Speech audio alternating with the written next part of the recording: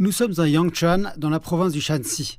Il y a 85 ans, la 8e armée de route a lancé une opération sans précédent derrière les lignes ennemies sur cette terre même. Il s'agit de la bataille des 100 régiments. Cette bataille est devenue un chapitre monumental de l'histoire de la guerre de résistance du peuple chinois contre l'agression japonaise. Cette scène représente le général Peng Dehuai et le général Zuo Quan écoutant le rapport de Wang Zhengzhu, chef du département des opérations. À ce moment-là, Wang a annoncé que plus de 105 régiments avaient rejoint la bataille.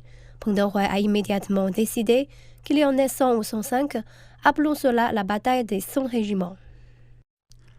Le 20 août 1940 à 20h, la 8e armée de route a lancé la bataille des 100 régiments. Celle-ci a été divisée en 3 phases.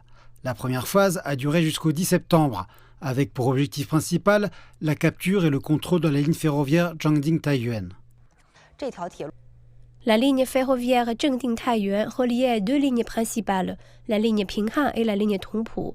Une fois coupée, elle paralyserait non seulement les lignes d'approvisionnement japonaises dans le Shanxi, mais permettrait également à la 8e armée de route de relier ses bases dans les montagnes Taihan et la zone frontalière Jingchaji. Yangchuan est devenu le principal champ de bataille pendant cette phase, avec des combats intenses à Morotan, au col de Nyangzeguan et à la montagne Shenao. À la mi-septembre, la bataille est entrée dans sa deuxième phase. L'armée japonaise a mobilisé des dizaines de milliers de soldats pour tenter de reprendre la voie ferrée. En réponse, la 8e armée de route a rapidement adapté sa stratégie, passant à des opérations mobiles combinant des tactiques de guérilla et d'embuscade. Rien qu'entre la fin septembre et le début octobre, la 8e armée de route a lancé plus de 800 escarmouches, infligeant plus de 12 000 pertes aux troupes japonaises et aux troupes fantoches. Les forces principales de l'ennemi se sont enlisées dans certaines chaînes de montagnes du nord de la Chine, ce qui a considérablement affaibli leur capacité à lancer d'autres opérations de grande envergure. À partir de la fin octobre, la bataille est entrée dans sa 3e phase. La 8e armée de route a pris l'initiative. S'appuyant sur les montagnes Taihang, les montagnes Taiyue et les plaines centrales du Hebei, elle a lancé des frappes mobiles de guérilla et des contre-attaques localisées dans les zones de base clés.